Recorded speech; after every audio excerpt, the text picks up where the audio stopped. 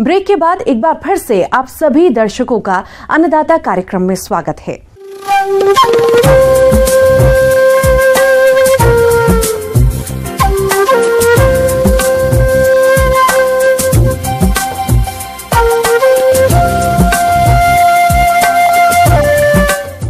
मौसम विभाग के रिपोर्ट पर साप्ताहिक कृषि सलाह इस प्रकार है।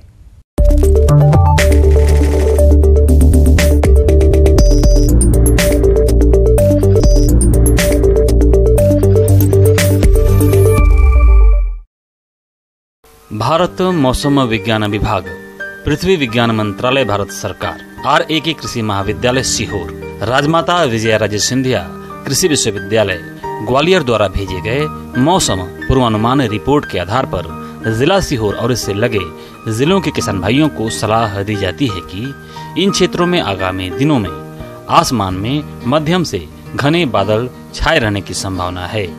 हवा की दिशा प्रारंभ में पश्चिम से एवं बाद के दिनों में दक्षिण पश्चिम से रहेगी।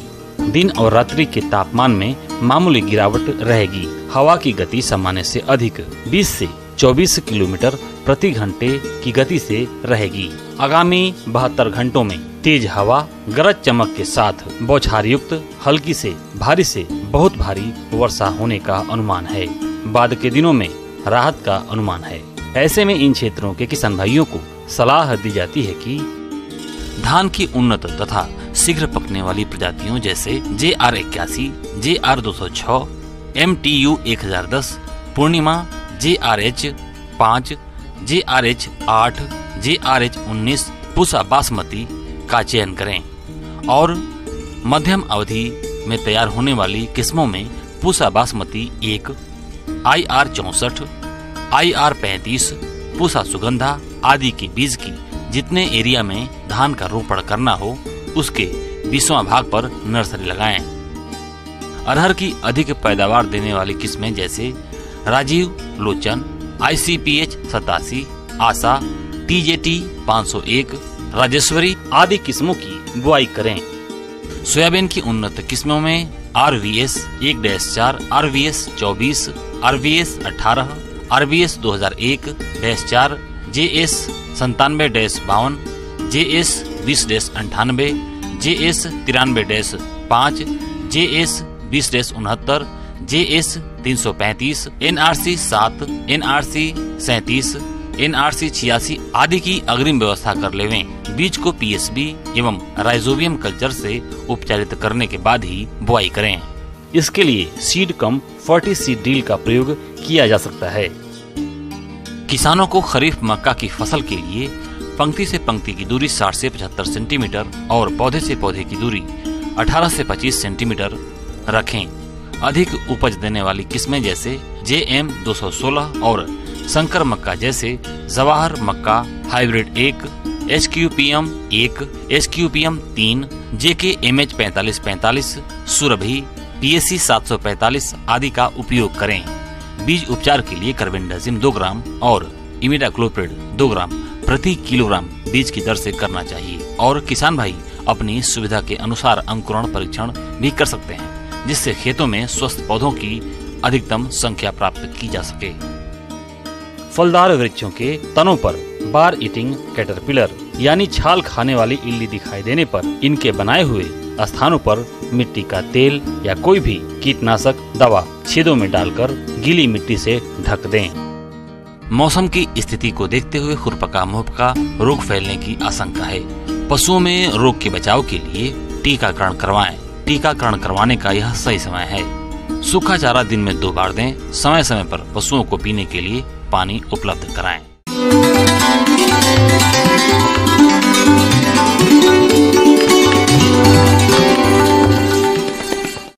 और आइए अब जानते हैं अन्नदाता निशुल्क फोन के माध्यम से पूछे गए समस्याओं का समाधान। आज के अन्नदाता हेल्पलाइन में जिस प्रश्न को कार्यक्रम में शामिल किया गया है उसे पूछा है जिला बैतूल के किसान शिवपाल इदवंशी ने।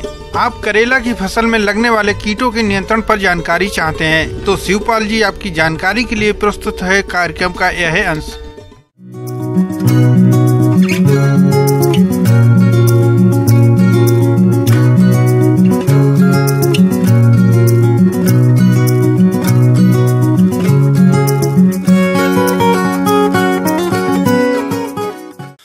नमस्कार किसान भाइयों, मैं चर्चा करूंगा आपसे आप जो करेली की फसल जो भी जिस समय खूब आ रही जो भी है, देखा जाए अगर जो करेली की फसल में हम जो है शुरू से बीज बोने से लेके अपना तुड़ाई तक जो भी है कुछ ना कुछ जो है प्रबंधन जो है बीज की जो है समस्या से लेके तुड़ाई तक की समस्या रहती है। जैसे ही पौधा थोड़ा सा बड़ा हुआ जो भी है तो उसमें बहुत प्रकार के कीड़े और साथ में हमारे निमेटोड जो कि जड़ के अंदर छुपे रहते हैं। अगर पौधों की बढ़वार अगर रुक गई, अगर कहीं किसी प्रकार की वो पौधा पीला पड़ के झुक गया, समझ लीजिए वहाँ पे जो है सूत्र कमी निमेटोड की समस्या है जो भी है। तो उसकी समस्या से निदान पाने के लिए उसका सीधे पौधे उखाड़ के आप जो भी है दूसरी जगह जो है निकाल के डाल दीजिए इसको जो भी है। कोशिश करें फसल चक्र का जो है ज़रूर उपयोग करें आप जो भी है। ट्राइकोडर्मा का अगर आप उपयोग करते हैं साथ में, तो ट्राइकोडर्मा तो ऐसा कि उसमें बहुत प्रकार के हार्मोन्स पाए जाते हैं जो भी है, जो कि पौधों की वृद्धि के लिए बहुत ही आवश्यक होते हैं जो भी है। किसान भाइयों, इसके अलावा सूत्रकृमि कीट के रासायनिक नियंत्रण के लिए 50 ग्राम थायोमेथाक्साम और 1 लीटर क्लोरपाइरिफॉस दवा को घोलकर सिंचाई जल के साथ प्रयोग करने से इस कीट के प्रकोप को रोका जा सकता है। इसके बाद जैसे हमारी फसल बढ़ी तो आजकल तो करेला होता तो बहुत कड़वा है, लेकिन ऐसे ऐसे कीड़े आ गए हैं, आप देखेंगे जो भी है। करेले की फसल में कई तरह के रस चूसक कीटों का प्रकोप होता है। ये कीट फसल की पत्तियों, शाखाओं और फलों का रस चूसकर नुकसान पहुंचाते हैं। इसका सीधा प्रभाव फसलोत्पादन पर पड़ता है। तो इन रस चूसक कीटों के जैविक नियंत्रण के लिए फसल में प्रति एकड़ 8 से 10 नीले और पीले चिपचिपे ट्रैप लगाएं। साथ ही 5 मिलीलीटर नीम तेल को 1 लीटर पानी में घोलकर फसल पर छिड़काव करें। यदि रस चूसक कीटों का प्रकोप क्षति स्तर से अधिक है तो आप इनकी रोकथाम के लिए इमिडाक्लोप्रिड 1 मिलीलीटर दवा को 3 लीटर पानी के हिसाब से घोल बनाकर 15 दिन के अंतराल पर छिड़काव करते रहें। साथ में मैं चर्चा करूंगा, अभी मैंने चल के फ्रूट बोरर, आजकल करेले में फ्रूट बोरर की भी समस्या आने लगी जो भी है। कई बार किसान जो भी है ध्यान नहीं देते, जब वो तुड़ाई होती तब जारे पूरी फसल जो है खराब हो और मार्केट में वैल्यू पूरी खत्म। जैसे मार्केट में बेचने गए तो बस कोई खरीदेगा नहीं उसको, वो तो जीरो भाव गया, क्योंकि आज लोग को पसंद ही नहीं कर रहे जो भी है। किसान भाइयों, करेला की फसल में फ्रूट बोरर की समस्या फल मक्खी कीट के कारण होती है। इस कीट की मक्खी फूल से फल बनते समय उनमें अपने अंडे दे देती है और फल बड़े होने पर इसके मैगट फलों को अंदर ही अंदर खाते रहते हैं, जिससे फल सड़ जाता है। तो आप इस कीट के नियंत्रण के लिए सबसे पहले खेतों में 10 से 15 प्रति हेक्टेयर की दर से मेथाइल इथेनॉल ट्रैप लगाएं, जिनमें नर फल मक्खी एकत्रित होकर नष्ट होती रहती है। इसके रासायनिक नियंत्रण के लिए डाइक्लोरोवास दवा की 2 मिलीलीटर मात्रा का प्रति लीटर पानी के हिसाब से घोल बनाकर छिड़काव करें, जिससे इस कीट पर आसानी से नियंत्रण पाया जा सकता है।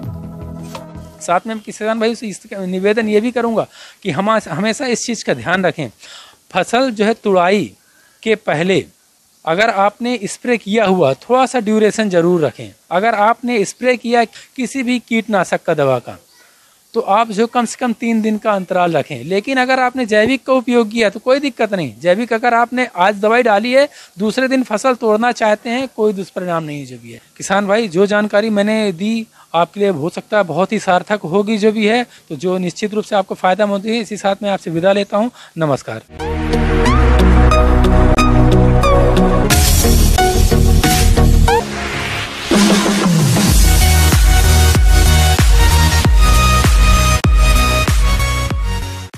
एक नजर डालते हैं राज्य के कुछ मंडियों के प्रमुख फसलों के बाजार भाव पर।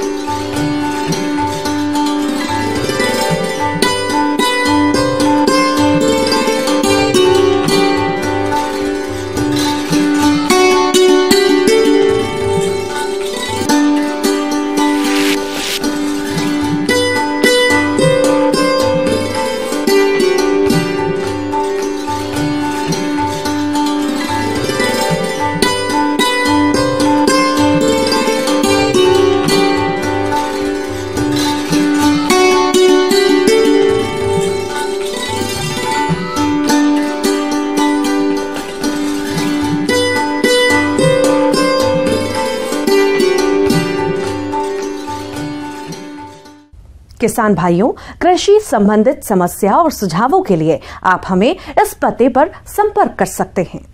प्रोड्यूसर अन्नदाता news 18 Madhya Pradesh Chhattisgarh, Ramoji film city Hyderabad 501-512। साथ ही आप हमें ईमेल भी कर सकते हैं। हमारी ईमेल आईडी है p18annadatamp@nw18.com। इसके अतिरिक्त आप हमें निःशुल्क हेल्पलाइन नंबर 1800-8892-163 पर सोमवार से शनिवार सुबह 10 से शाम 4 बजे के बीच संपर्क कर सकते हैं। अब समय हो रहा है आपसे विदा लेने का। कल फिर मुलाकात होगी।